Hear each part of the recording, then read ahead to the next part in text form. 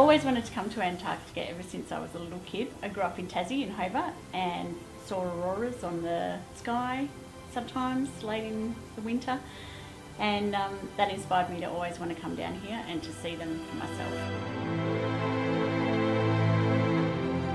I guess I'm always looking to push myself, and one of the drivers to come down here was to see if I could cope in such a remote and isolated environment for up to sort of 10 to 12 months at a time.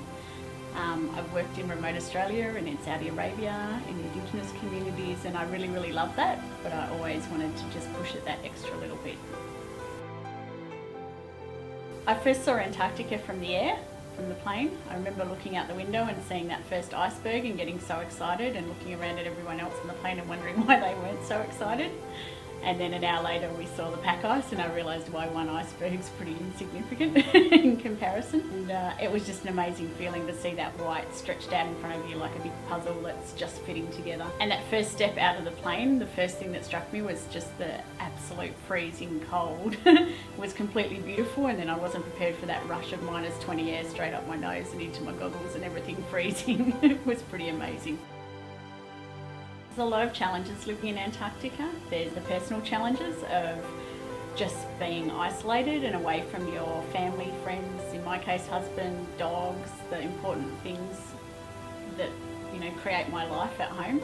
There's the personal things like you can't just duck down and get a new bottle of moisturiser when you run out of your favourite. You can't go and get an eyebrow wax. You can't go to the hairdresser. All those things are really difficult, and you don't realise until you actually have to do without. And then there's the challenges of living in a really small and isolated community, the different personalities, the way that you've got to be aware of how your mood affects the whole community and affects other people all the time. And you've got to be a lot more careful with that sort of thing than you do in normal life, and I think that's been the most difficult and challenging thing for me.